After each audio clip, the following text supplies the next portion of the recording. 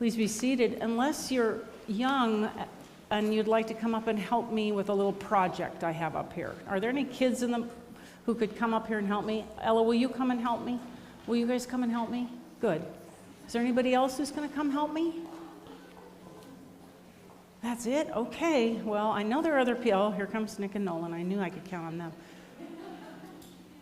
I don't think Benjamin and Eleanor are interested tonight. Okay, so here's the thing. What is today? Christmas Eve. Excellent. And what happens on Christmas Eve? You get presents. You get, and Santa comes. I like that. Something else happens. What is it? What else? It's snowing. It's snowing? If my prayers were answered, it would wait about 2 hours and then it would start snowing. Yes. But something important that we're here to celebrate tonight specifically happens tonight. Huh? It's the day Jesus was born. Thank you. It's the day Jesus is born. Remind me your name. Saffron. Saffron? Excellent work. Okay. I know your name's Ella.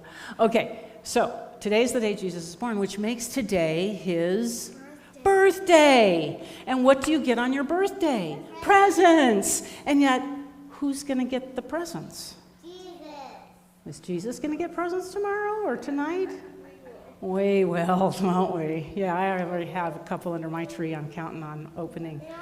I have so much presents under my tree. You have many, many presents, I bet. She has so much presents under her tree, she says. All right, so, you have a lot too, wow. All right, so I'm excited about that, but you're right, it's Jesus' birthday. Jesus should be getting the presents, right? So I got that covered, but I need your help because I got presents, but we need to give them to Jesus, all right? So if you could grab a present here, and we'll see what they are, and then we're going to pile them up right there in front of Jesus. So, we've got joy, nice, make the sign go forward, would you? And faith. What is mine? Yours says love. And patience, pile them right up in there. And there's one behind you, okay, right? Right there. And that's peace. Oh, and there's kindness. Wow, these are some great presents, right? So, okay, now great. I think we're done. Let's go back and look and see what it looks like. Let's take a look. Come on back and take a look. Ooh, there's a little problem here. Do you see the problem here? We can't see. You can't see Jesus. That's kind of silly, isn't it? Let's fix that. Excellent, excellent. Now we can see Jesus. We can see our presents that we give him, and we can see Jesus. That is excellent work. Good job. Thank you. Now, the reason that's important, the reason that's important is because those presents we give him, they help everybody around us see Jesus. Because they see Jesus in the way we behave, in our joy, and in our love, and in our kindness, and in our patience, and all of those things help everybody see Jesus. And now everybody can see the gifts, and everybody can see Jesus. Well done. Thank you very much. You can be seated. I love having a stage crew.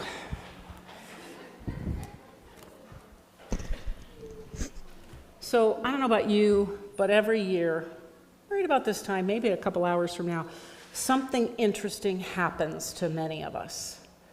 I know I personally kind of lower my shoulders and I exhale.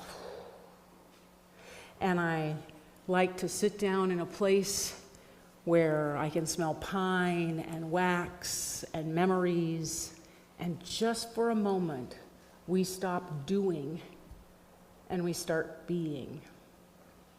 Which is remarkable because if you think about it, a Christmas Eve service where we sing songs and smell wax and smell pine and relax a bit, a Christmas Eve service no matter how conveniently timed it is, no matter how beautifully decorated or even, how well sung and played it is simply not a practical thing to attend, is it? I mean, this is the busy season. We've shopped, but maybe we still need one or two more things and we're fretting about that, or maybe we've wrapped the gifts, some of us quite lavishly, or maybe in my case, creatively. There's still food to prepare and there are tables to set.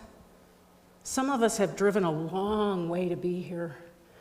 Some of us are here only because someone we love said it would mean a lot to me.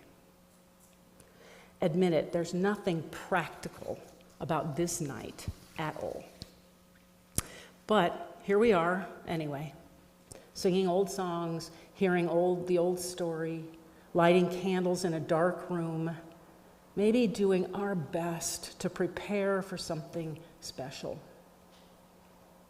Now, Luke tells us that on the night Jesus was born, nothing fancy was happening. No one was waiting for a miracle. No one had cleared their calendar to make room for today. No one thought, tonight is the night when everything changes. People were traveling because they had to. Shepherds were working the night shift. An exhausted young woman went into labor far from home. There was no room. There was no backup plan. There was no soft landing. It was a night that looked, by all outward appearances, ordinary, certainly inconvenient, and definitely not the least bit practical. And that is where God chose to show up. Not in a palace, not with a press release, not with trumpets blaring in Jerusalem, but in a feeding trough to working people in the middle of the night, in the middle of life as it actually is. That's the part of the story that still surprises and, I gotta be honest, encourages me. If God wanted to be impressive, this was not the way. If God wanted to be obvious, this was not the strategy. If God wanted control, this was a terrible plan. But God wanted to be close. If God wanted to be with us, if God wanted to meet us where we already are, then this plan made perfect sense. Because most of us don't live our lives in moments that feel holy. We live them in carpools and hospital rooms and grocery store lines. We live them in joy that catches us by surprise, but also in grief that doesn't ask permission. We live them tired and hopeful and distracted and loving and doing the best we can. And into that, Luke says, God was born. Not as an idea, not as a rule book, not as a self-help program, but as a baby, which, if you think about it, is a wildly vulnerable and not very practical choice. Babies don't inspire fear. They inspire tenderness. They don't issue commands. They ask to be held. Babies change the room simply by being there. And that's what happens in Luke's story. The shepherds they're just doing their jobs when suddenly the night is interrupted by light. Not light that scolds them, not light that shames them, but light that encourages them by saying, do not be afraid. Which, as far as I'm concerned, might be the most necessary words any of us hear tonight. Do not be afraid that you might not believe enough. Do not be afraid that your life isn't all sorted out. Do not be afraid that you're carrying questions and doubts and regrets and grief do not be afraid that you're carrying all of that into this season. The angel doesn't say, you do not need to fear because you got your act together. The angel says, do not be afraid, whoever you are. Because this child is not coming to demand something of us. This child is coming to give something to us. A new, all right, maybe not new, but a clearer vision of what God is like. And that this God's deepest call to us is to love. The shepherds are told, to you is born this day a Savior. To you. Not to the powerful, not to the impressive, not to the spiritually accomplished. To you and to me, exactly as we are. And notice this, the shepherds aren't given instructions on how to improve themselves before they go. They're not told to clean up, wash behind their ears or put on a clean shirt. They're not called to straighten up or to even to figure it all out. They're told simply, go and see. And that invitation still stands. Christmas doesn't ask you to have everything settled. It just invites you to come closer. Which brings us back to gifts. Now, we spent a little time talking about gifts, especially with the kids, but how easy it is for the excitement of presents, even great ones, to crowd out the deeper gift of Christmas. But here's the thing. God doesn't seem opposed to gifts. God just gives a very different kind. The gift of Christmas is not something shiny or exciting. It doesn't come with instructions or batteries. You can't exchange it if it's not what you expected. The gift of Christmas is presence. God choosing not to stay distant. God choosing not to stay abstract. God choosing to step into the beauty and into the mess of this human life and say, I am with you in this. That's what Isaiah was pointing toward when he spoke of the light shining in the darkness. And that's what the psalmist meant by joy breaking out across the earth. And that's what we hear in Paul's letter to Titus when he writes that grace has appeared, not as an idea, but as life. Grace has appeared. I love that phrase. What a wonderful phrase. Grace doesn't argue with us. Grace doesn't force itself on us. Grace simply appears quietly, persistently, offering healing. It offers hope, and it offers a new way forward.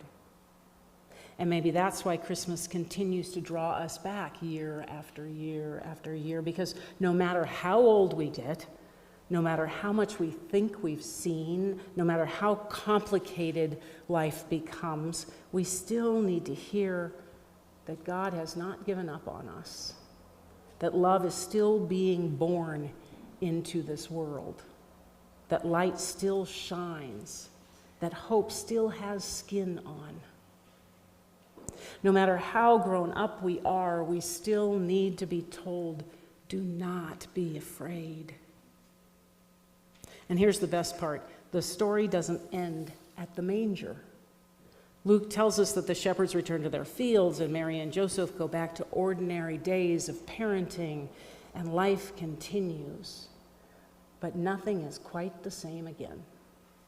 Because once God has entered the world in this way, once God has chosen closeness over power, love over control, we can never quite unsee it again. We begin to notice God not only in sanctuaries, but in kitchens and in hospital rooms and in acts of quiet kindness. We begin to see love, real love, often looks kind of small at first. We begin to understand that the greatest gifts rarely announce themselves. So wherever you find yourself tonight, if you find yourself deep in faith or cautiously curious or just grateful to sit in a beautiful room and sing familiar songs, hear this good news. You do not have to make yourself worthy of Christmas. You already are.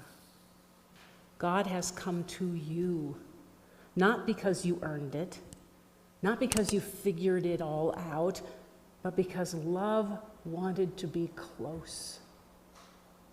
You see, letting that love in and sending it back out again, that is the magic of Christmas. That is the reason for the season. That is the real gift of Christmas.